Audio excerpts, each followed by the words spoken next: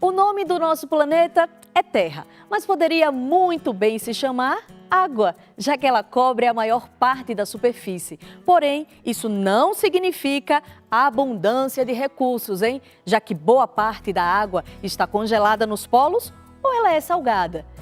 O bem-estar das atuais e futuras gerações depende de como lidamos hoje com nossos recursos hídricos. Precisamos começar a agir urgentemente para sua preservação.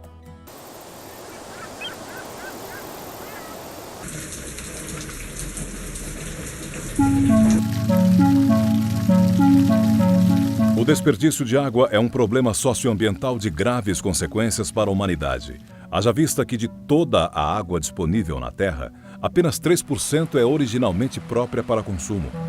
Desses 3%, apenas uma menor parte encontra-se em locais de fácil acesso.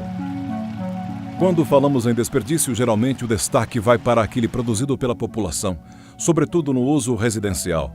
Os exemplos são vários, tais como escovar os dentes com a torneira aberta, usar muita água para lavar calçadas e veículos, deixar a torneira pingando, não conter vazamentos em casas e prédios, tomar banhos demorados e por aí vai. Tudo isso, sem dúvidas, contribui para o aumento do desperdício de água. Mas existem outras formas ainda mais graves que tornam o problema uma questão internacional relativa à disponibilidade de recursos hídricos. Existe um grande desperdício de água em sistemas de abastecimento que perdem uma quantidade muito elevada de litros em razão de vazamentos e problemas gerais nas tubulações e sistemas de fornecimento. Mesmo em países desenvolvidos, esse problema é recorrente. Na Alemanha, 9% de toda a água é desperdiçada nos sistemas públicos, número muito parecido com o de outros países como o Japão e Estados Unidos. Já o desperdício de água no Brasil é ainda mais elevado, atingindo um volume total correspondente a 39% de toda a água tratada, segundo dados do Ministério das Cidades. Em algumas regiões, como o norte e o nordeste do país, esse índice ultrapassa os 50%, revelando a carência de medidas para o combate ao desperdício que vão além de uma mera conscientização social da população. A água é um recurso muito precioso para ser desperdiçado e existem muitas razões vitais para utilizá-la com responsabilidade.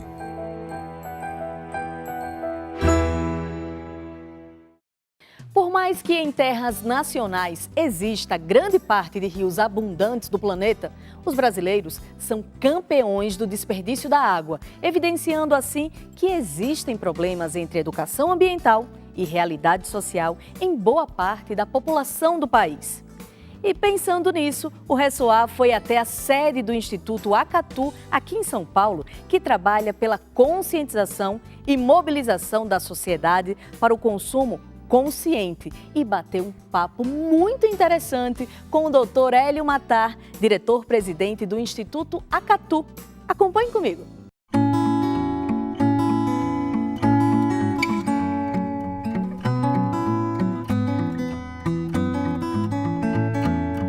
O Instituto Acatu tem como um dos objetivos incentivar a sociedade para um consumo mais consciente. É sobre isso que a gente vai falar com o diretor-presidente Hélio Matar.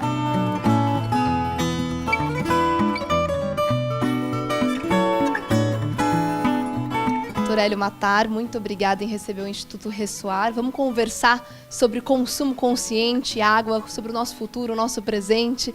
Uma pergunta muito simples para começar. Vai faltar água no mundo?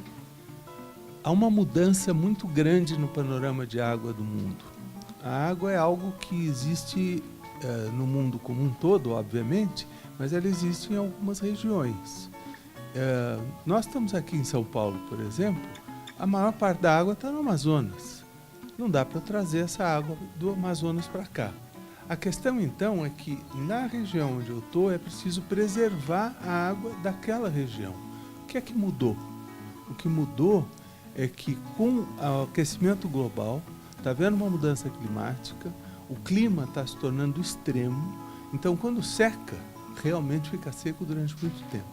Quando chove, chove muito, e há inundações como ocorreu no Rio Grande do Sul, por exemplo. Então, a questão é essa, não há mais uma crise de água. O que há agora é uma incerteza sobre se vai existir água ou não vai. Então, pode acabar a água, sim.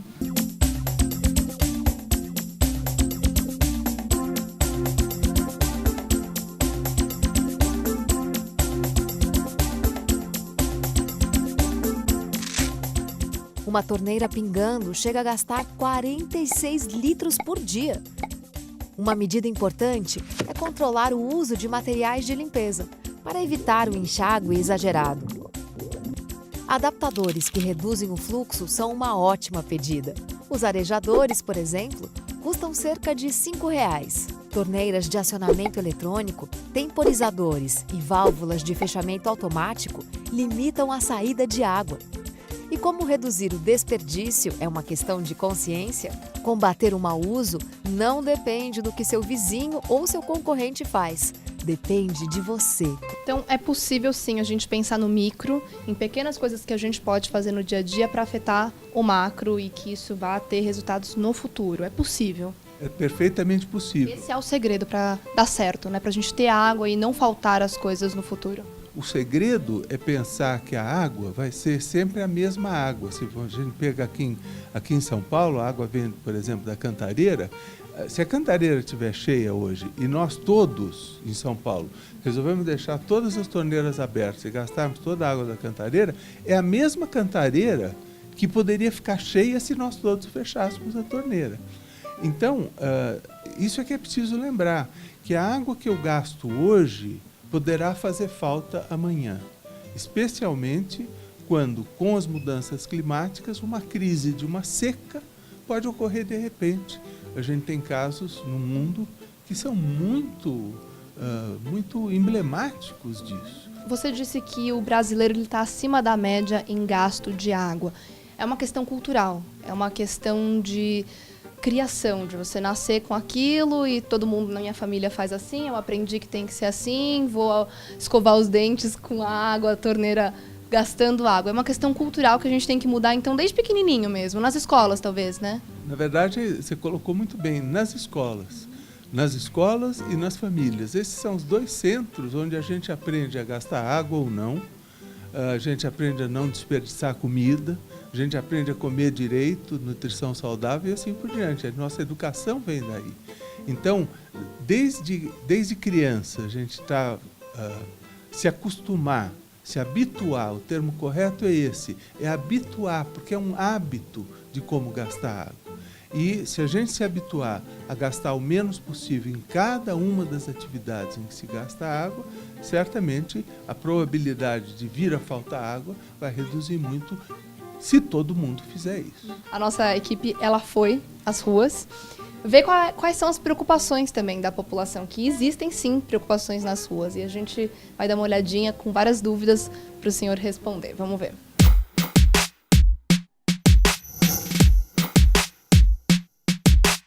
É possível chegar ao desperdício zero? Bernadette, chegar ao desperdício zero, perda zero, eu diria que é muito difícil. Pense numa grande cidade. Hoje, grande parte da população brasileira está nas grandes cidades. No Brasil, como um todo, se desperdiça, se perde nas tubulações que fazem a distribuição da água para as casas, 37% da água. Então, acabar totalmente o desperdício, acho muito difícil. Acabar a perda, acho muito difícil. Porque a reutilização de água é importante. Quando se fala em reutilização, é como se a gente dissesse o seguinte: a gente retirou a água uma vez e usou. Quando reutiliza, a gente deixa de retirar essa segunda vez e usa a mesma água que já foi retirada antes. Então a reutilização é importante porque, supondo que fosse possível, você retira uma vez a água para uma casa e a casa tem um belo sistema de tratamento de água e você reutiliza toda a água. Teoricamente, se não houvesse evaporação e se no sistema de tratamento da água o que entra saísse, você não precisava mais retirar a água. Essa é a importância da reutilização. Dentro da nossa casa, quais são os principais vilões do desperdício de água? Olha, Úrsula, naturalmente isso varia um pouco de casa para casa, mas de um modo geral, existem dois grandes vilões em casa, que são o banho e a descarga. Esses são os dois grandes gastos de água. E aí, se a gente se perguntar, bom, o que a gente pode fazer então, dado que esses são os dois grandes vilões? A primeira coisa muito básica é não usar o vaso sanitário como lata de lixo. E no banho, aí a regra é aquilo que a gente já conversou. É simples, é tomar um banho mais curto, é só deixar a água ligada quando você estiver se ensaboando, é recolher a água no início do banho quando ela ainda está esquentando. E se fizer isso, a economia vai surpreender. Vai dar para ir a muito cinema de graça, com a economia que vai fazer na conta de água. Se continuar desperdiçando água, o que vai acontecer? Gelilson, se continuarmos desperdiçando água, a gente podia dizer que a gente está jogando uma roleta muito perigosa. A probabilidade disso acontecer está diminuindo. Conforme aumenta o aquecimento global, o clima se torna mais extremo e mais imprevisível. Volto a dizer, se seca, seca mesmo. E se chove, chove muito. Então, se a gente continuar desperdiçando e tiver pela frente um momento de maior seca, aquela água que a gente gastou lá no passado, a gente vai chorar no futuro por ter gasto, porque ela vai fazer falta no futuro. A agricultura é o setor que mais usa água no mundo? Leodora, a agricultura é o setor que usa mais água no mundo. As estimativas das Nações Unidas são que no mundo como um todo, gasta-se 70% da água é gasta na agricultura. Aí eu quero chamar a atenção para um ponto. Esse 70% inclui alguns países que têm um gasto extraordinariamente grande de água. Se a gente retira esses países dessa conta, mesmo assim, vai ficar 60% da água, um pouquinho menos no caso do Brasil, 57% da água. Ainda é muita água. Então, alguns elementos que fazem parte do gasto de água na agricultura podem ser combatidos.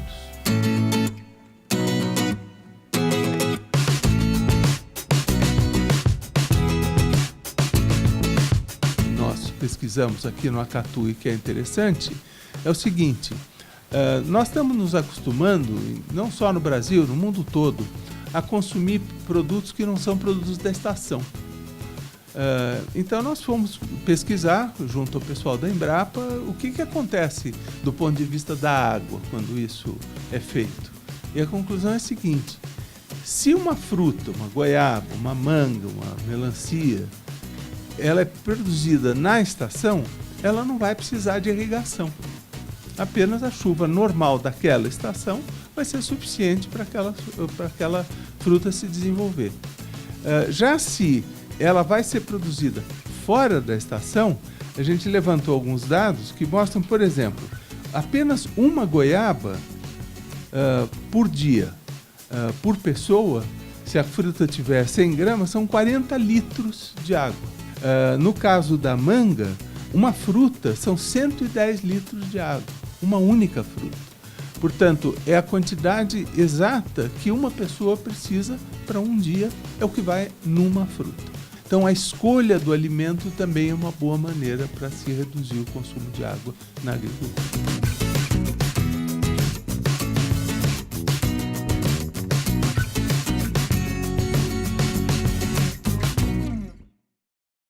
Realmente temos muito o que fazer para mudar essa realidade e preservar os nossos recursos hídricos. E cabe a cada um de nós contribuir, fazendo a nossa parte, né, gente? Nada de estragar a água, aguando muito a planta, limpando a calçada, sabe? Várias pessoas ficam ali, ó, com a água jorrando em cima da calçada e esquece. Então, juntos, podemos corrigir os erros do passado e começar a crescer de maneira ordenada, garantindo o direito das gerações futuras ao mundo de águas saudáveis e em abundância. Pense nisso, viu?